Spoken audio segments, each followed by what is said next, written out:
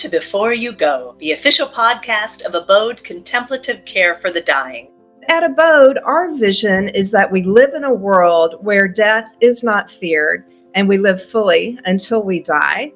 And we'd like to make that happen before we go.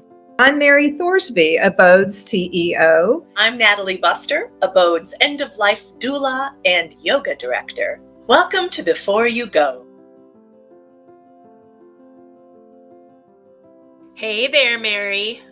Hey, Natalie. How are you today? I'm good. I love your necklace. Tell our listeners about this necklace. Well, my mother loved Betsy Johnson costume jewelry, and she would always go to Dillard's, the local department store here in San Antonio, and shop their sales. She'd go to TJ Maxx and shop their sales and just get a whole bunch of Betsy Johnson. And when she died, we saw a lot of these stashed away, I think, as future gifts for my sister and me. And so after we had our moment and shed some tears, I thought it would be really nice for me to pass on the love to the people that I love.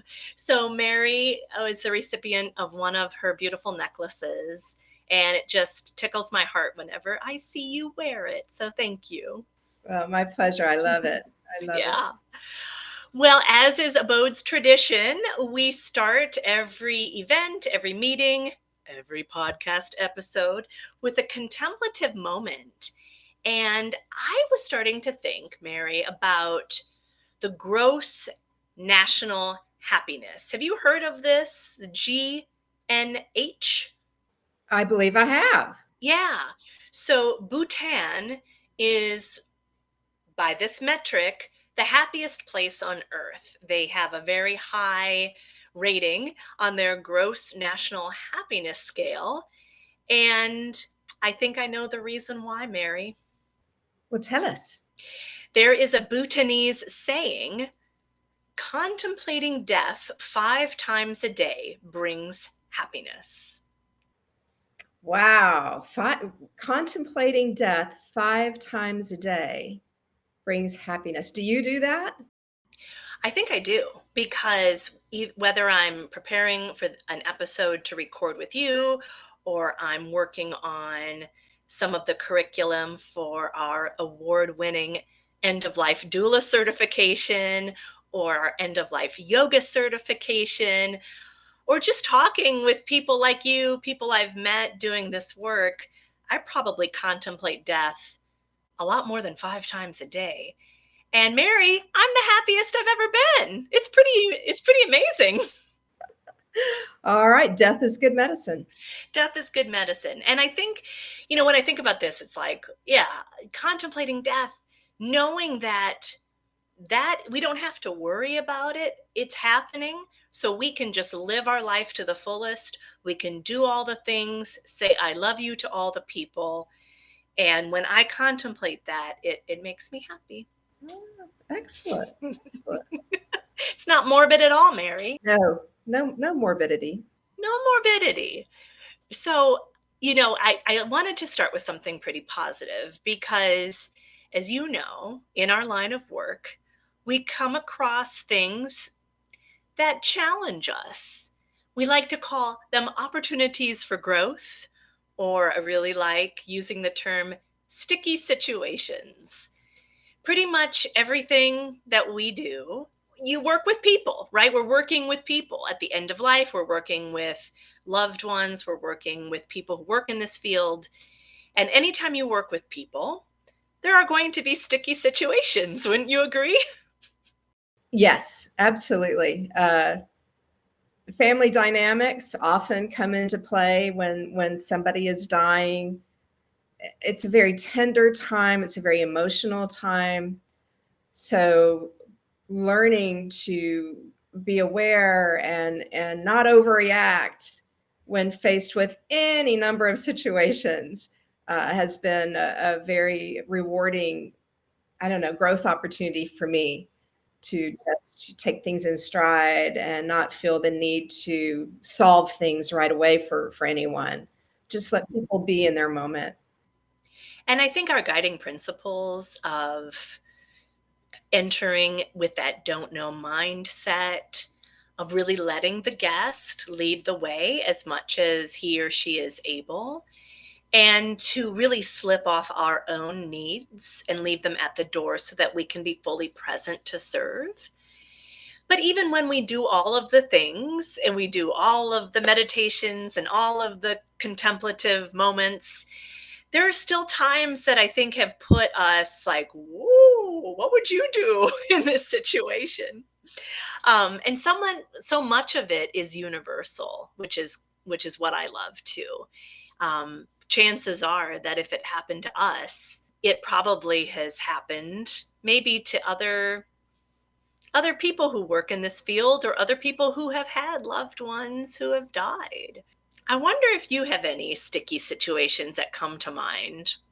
One of the most common sticky situations we get into is, at end of life, folks really don't want to eat. That's one of the natural processes of dying. You don't need to eat. Nothing sounds appetizing to you, and after a while, it's just not safe. You could choke on something, and you're not thirsty. Your body's shutting down. Your body is shutting down.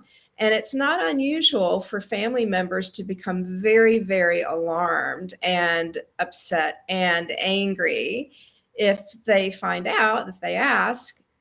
We'll say, well, no, we haven't given your loved one anything today. He's been asleep all day. He's letting go.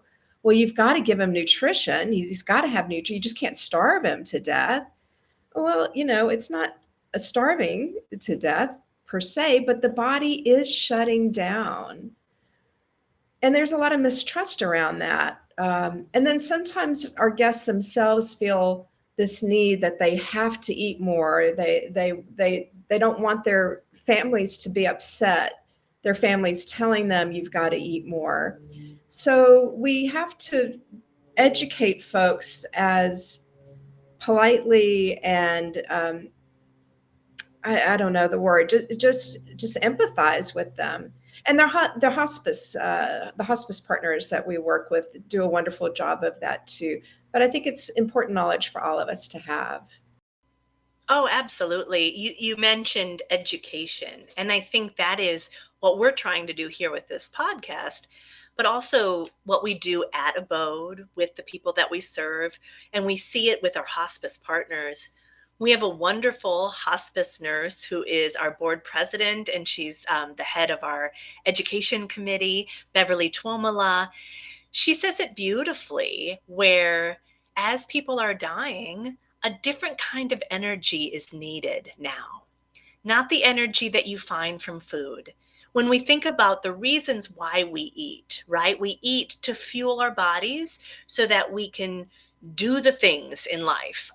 But as you're dying, that need has changed and our energy now looks different. And in order to really prepare us to pass peacefully, it is important to start to wean people off of the food and even water. Because if not, then it kind of tethers the body to this place when it's really trying to go to the next place. And I think that's such a common misconception. I also think in our culture, at least in my family, people really show their love with food. Grandma's casserole, mom's spaghetti, like all of these wonderful recipes that have been handed down generation after generation. And it's that last thing that I think people know to do. They don't know what else to do, so they try and feed this person who really doesn't need that kind of energy anymore. We also every now and again have the opposite where somebody will want to eat ice cream all day, and wow, you're heading on out of here. Have all the ice cream you want, and their family member, their loved one, will say, "Oh no, that he's diabetic. He can't have ice cream." Well, he's going to not be around for very much longer. And if he wants ice cream, let him have it. Oh my gosh, that's one of my favorite things to do is when people have those requests, like they might not be able to eat a lot, but you can just put like a little bit on their lips and they can taste something like ice cream or pudding or souffle or just something that's light, sweet tasting. We want to make sure that people are comfortable. And so, if just having that last little taste is important to them, I think that's a beautiful thing that we can provide. It's quite another, though, to like make sure that you are making them eat. So, I love that you brought that up. It's two different things, right? It's the taste of that last thing that they want versus needing to eat because of the energy that it provides the body. Exactly, exactly. I have a question for you. So I am a sober sister. I took my last drink about 5 years ago, and I'm really happy about that. I have an opinion about alcohol. Alcohol was challenging in my life. What do you do if someone comes in and they want you to crack open a brewski for them? I am surprised by how few requests we have had for alcohol. I would have expected so much more. I can count them on one hand, and I've been with, I think, 300 guests now since I've been at ABODE. We've cared for almost 500 since ABODE opened. But even for folks who spent a lot of their lives as alcoholics, they those folks in particular don't ask for alcohol. I don't know why. I imagine they just don't have the taste for it or the desire for it anymore. But we do have occasionally somebody wanted a Bud Light with lime in it, which sounds disgusting to me. But I went and got it for them, and they only drank one bottle, and the rest of the six pack sat in the Abode refrigerator for months.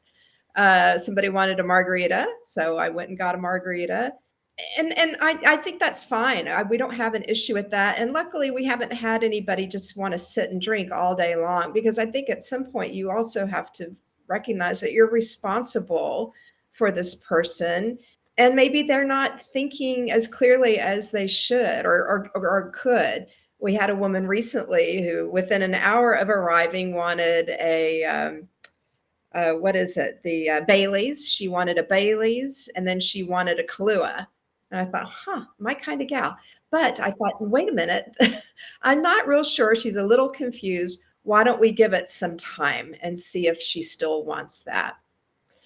Overall, the philosophy is yes, let people have what they want. They're dying. And then also just keep in mind that they may not be thinking as clearly as they should, and we have to show some responsibility on our side. Yeah, I think it's responsibility on our side, reading the room and really seeing like if this is something that is one of their last wishes and being able to offer this to them as opposed to just maybe a habit that they had. They don't really want it, but they feel like, hey, I'm in this new place. Can you get me one of those drinks with an umbrella in it? It's not that kind of place, but if you really want it, we can get it for you.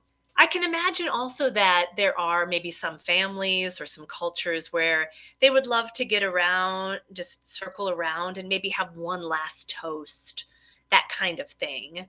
I could see, yeah, why not? Yeah, I could see accommodating that. But like you said, it's quite another thing if someone is just, sitting next to their person who's dying and drinking themselves into oblivion. Right, right. Then you also have the question of safety, especially if it's a loved one doing it and leaving your premises and driving, that sort of thing. So it's really a case by case situation, but I think at the end of the day, if this is truly something that the dying person wants, who are we to say no? I wonder if that also applies to drugs like gum, like edibles, or even like some of the harder stuff. Well, we had a situation where one of our guests needed some help, and we were helping her into the bathroom and getting her back, and she was just very loopy, just really out there. It wasn't quite. I don't know. We were just like, is she high? I think she's high. And then a search of her bed, just not, we're not the police or anything, but we're just, getting her back in bed. We found a bag of gummies. Oh, okay, she's very relaxed. And similarly, what is the harm when somebody is at end of life? What we felt would be the right thing to do there is to let her hospice know that this is something that she has. And the hospice said, well, why don't you keep it in your office so that she doesn't mistakenly take too many? And then if she wants them and as she wants them, give them to her, but just make a note of it and let us know. And that was fine. We had another fellow who had a stronger drug addiction, a full-on drug addiction, and he wanted to go and see his friends before he died. He was at ABODE, but he wanted to go see his friends. So, we figured he wanted to go get high again, and not the gummy kind, but the more the more serious kind. So we spoke with his hospice, and they took him to see his friends. And we don't know exactly what went on when he went into the room to see the friends. He came back in a very good mood, so I guess we can guess. But he died 2 days later, and I think he died the way he wanted to die. So it our philosophy is try to accommodate to the best of our ability as safely as we can, because what's the harm? It does more good than harm.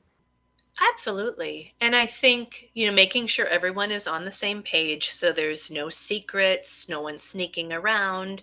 It's all on the up and up. But I think, again, letting the guest lead with help and supervision and just making sure that everyone is safe and secure and that people feel comfortable in this situation.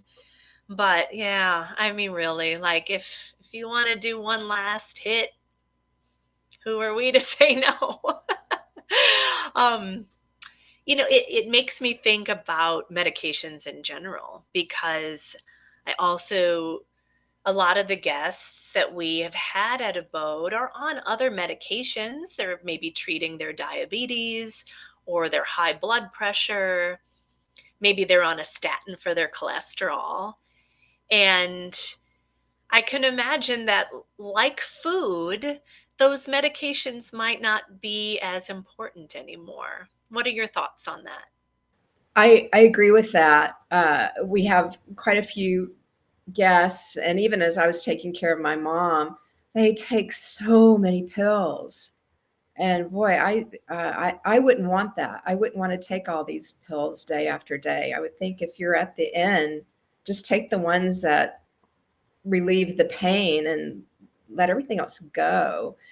So we don't really get involved too much on what people take and why. That's really the hospice's job, and we respect what they tell us, and we follow their plan of care with that. But when it's my turn, I don't want to be downing pills all the time. Just give me the ones that kill the pain.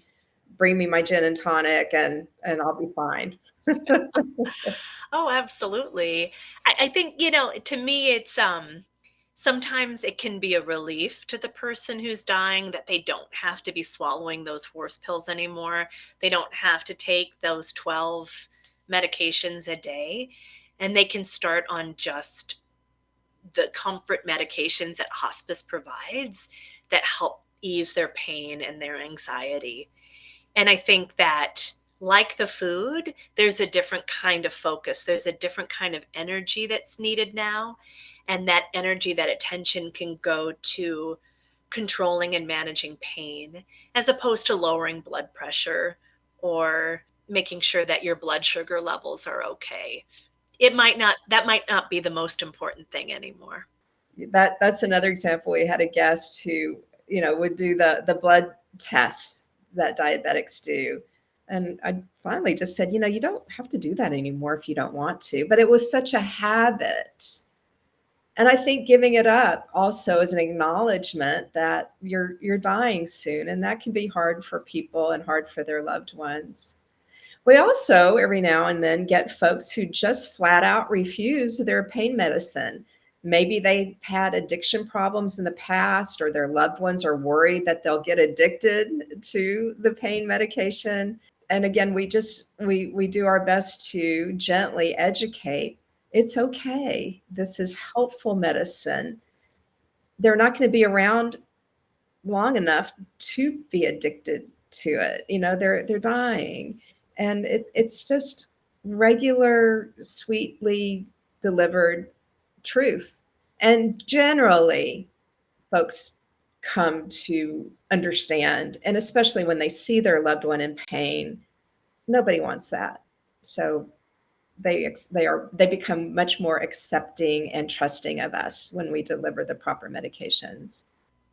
I follow a lot of death influencers on Instagram, and a lot of them talk about this subject too, because I think over the years, and especially with the opioid crisis and the fentanyl crisis, um, people are really leery of this kind of medication.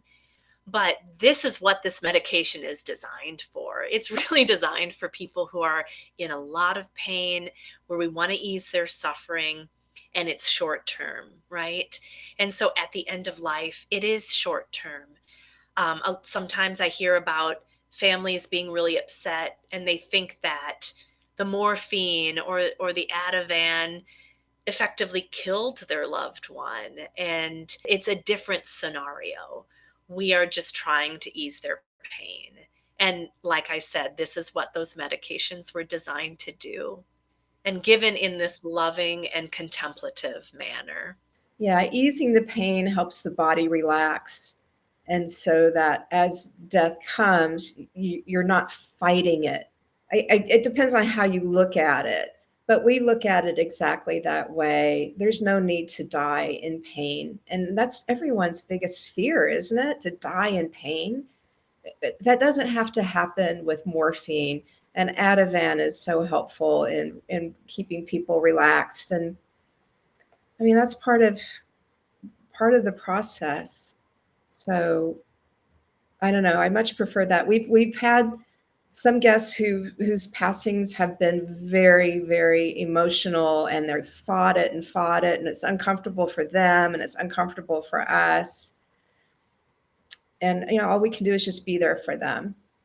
But a little help from some medication is not a bad thing. Yeah. I wonder if we've ever, or if you've ever experienced maybe a family member telling one of our navigators or you, oh, don't give them their pain medication yet. The cousin is coming in and wants to see them, and we want to make sure that our loved one is awake and alert to see this person. Even though they're in a lot of pain, we want to make sure that they're awake because this person's flying all the way in. What would you say to someone like that? I would say I completely understand that. That's a very difficult situation to be in. And then I'd say try to put yourself in mom's shoes. Imagine if it were you lying there in bed and you're in excruciating pain, but people are wanting you to hang in there one more hour until cousin Joe arrives.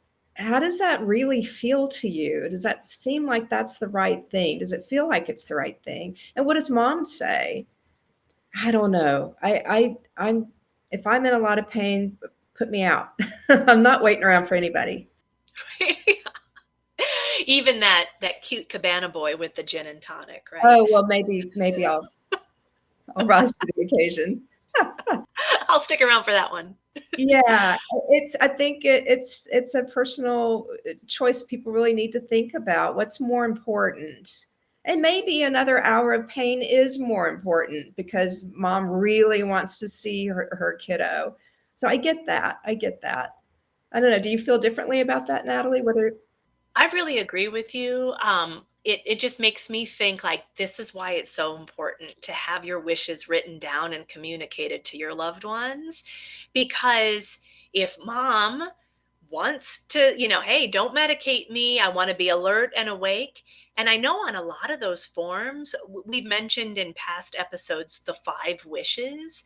And I know that that is one of the questions is, you know, I want to be awake and alert no matter what kind of pain I'm in, or I don't want to be in any pain, knock me out if that's what it takes. And we can make those choices and those decisions known ahead of time so that in the moment, it's not a sticky situation. It's communicated, it's honored. Um, and so it just makes me like, okay, make sure I write that down because I'm like you, I don't want to be in any pain. And I really want to make sure that I see the people that I love and the people who are near and dear to me now. Have those relationships, have those conversations now. Don't wait. And I think this is what it can look like. So it just helps me be a little bit more proactive. I'm thinking, about a lot of so we have our award winning doula certification. A lot of our students are really worried about getting things wrong. They're worried about making mistakes and maybe getting into a sticky situation like this and that they choose X when they should have chosen Y. And I love your philosophy about this, Mary. Why don't you share it with our listeners? My philosophy is it's very hard to make a mistake when you're working with somebody who's at the very end of life. As long as your intentions are good, uh, I think making a mistake and feeling bad about something, it's unnecessary. We can certainly learn from things that we look back and think, oh, I wish I'd said that this way, or I should have done that. What I've really seen where I've improved is when something happens, just take a beat. You don't have to react right away. You don't have to speak right away. Just stop, listen, stop, look, and listen. Um, but just hang on a minute. Let things settle. You don't have to run in with a fire hose and try to solve something. Everything is important, but nothing is, so dramatic that you have to save the day at that moment. So that would be one piece of advice I have is just hang on and think it through, talk amongst yourselves, check in with some other folks, but really keep the patient, or in our case, the guest. What is right for the guest? Can we do this for the guest? What's the worst that's going to happen if we don't do this other thing that somebody's wanting us to do? When we feel in our hearts it's right to just let this be. I think that's important to remember. Folks get so scared that they're going to say the wrong thing or do the wrong thing. You probably will. I say the wrong thing regularly, but that's not the point. The point is, what were you trying to accomplish, and how did you make someone feel? That's the most important thing. Just making people feel welcome, valued, and celebrated. If you've done that, then you've done okay. Yeah. That was the feeling I had when I first started working at Abode, is just bring yourself, bring your talents, listen more than you speak, and have that don't know mind. I love how you said that everything's important, but nothing is urgent. Like, you can take that beat, you can take a moment, and now let's see what we can do together. Read the room and really see what's needed in that moment. And sometimes what's needed is just the presence, just that beautiful intention and that beautiful presence that you can provide. Well, this has me feeling good. I know a lot of these sticky situations probably resonate with a lot of our listeners, but I love the takeaway, like, hey, no matter what happens, as long as you lead from that authentic heart, you can do no wrong for the most part.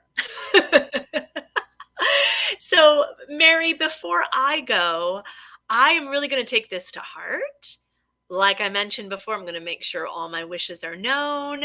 I'm going to make sure those wishes of not being in pain are known and written down and communicated to my loved ones. And I'm going to continue learning from my mistakes. And I know we didn't really say mistakes in this episode. So, are my learning opportunities. I'm going to learn from every opportunity so I can continue to grow. And before I go, I'm going to do the very same thing. I think our most challenging, sticky situations are the ones that teach us the most. So I always try to pay very close attention, and I take notes so that we can go back and talk about it later. So yeah, being fully aware and and knowing that we can do hard things. We are capable of doing hard things, Mary. Yes, we are. We do them daily. Well, listeners, let us know what you want to do before you go. Do you have a sticky situation that you want to share with us? Drop either of those down in the comment section and start a conversation. Who knows? We may talk about it in future episodes. So, thank you all for listening. Thank you for being with us in our sticky situations. Hope you've learned something today. Have a great one. Thank you. Bye, everyone. Thank you for joining us for today's episode of Before You Go, the official podcast of ABODE Contemplative Care for the Dying. At ABODE, we believe that death is not a medical event. It's a very natural event. So therefore, we are not offering medical advice. We're simply sharing our experiences and knowledge with you before you go. Make sure to visit us online at abodehome.org, Facebook, Instagram, YouTube, and while you're there, click that donate button to help us along. This podcast was edited by Make Your Day Richer.